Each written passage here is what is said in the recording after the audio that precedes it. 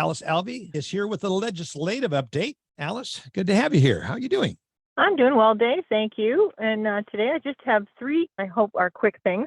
First up is the USDA proposed rule on manufactured housing. This opened up for comment on August 16th, and the comment period closes October 16th.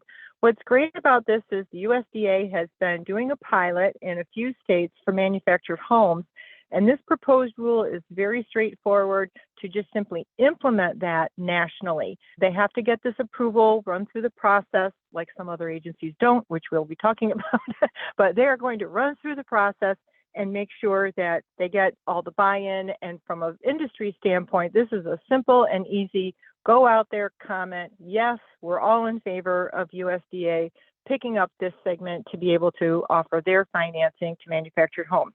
So go to regulations.gov, or you can simply Google USDA proposed rule manufactured housing, and I bet you it takes you right there to that link. The second thing is the FHA handbook update. Just a quick reminder to go check that out.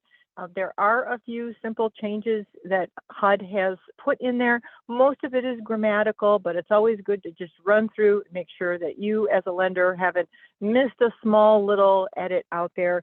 First of all, they've got some modifications to foreign income, or some clarity, as they would say, and then technicalities on transferring existing appraisals. Those are two things that jumped out at me that lenders should go double check on. And then the last thing is appraiser independence memos issued by Fannie and Freddie. Now, they will say that these are clarifying policies, but I will tell you there are some slight changes in phrasing where, as lenders, it's a good idea to pick this up, revisit your entire appraiser independence policy. Usually what I find when the agencies republish something that they refer to as a clarification, you can usually bet that's going to be a focus of the next audit next time they come in. So you can tell what's on their minds by things that get brought to the surface that need clarification, because maybe they've seen a shop or two out there that wasn't quite clear on how they interpreted appraiser independence. And you want to make sure you really get this buttoned up, especially for the TPO, those of you who do third-party originations. So Dave, that's my quick update for the group today, and I'll pass it back to you. Good. I have a question, Alice. Mark and I got off a phone call just a few minutes before we started the podcast with John List of True Footage, and very interesting. It's a new, I wouldn't call it an AMC, but it is acting and functioning like an AMC. He graduated from Harvard and came out and launched a business in 2021, and he already has over 250 appraisers. They're all 41 years or younger. That's just interesting, the fact, given our age of our that. But he's saying he's predicting that AMCs are going away. And I said, I thought that was a requirement of Dodd-Frank. And he says, no, it was suggestion of Dodd-Frank. And I'm going, I've got to get Alice on this.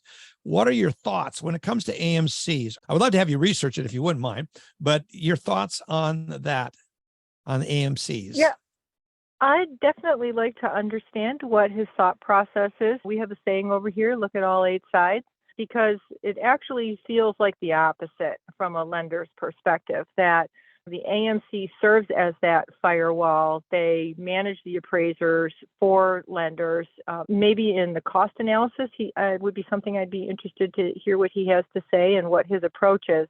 But it does start to feel, when you see this type of a memo come out, it feels the opposite. It feels like Fannie and Freddie want us to use the AMCs. They can't come out and say that, though.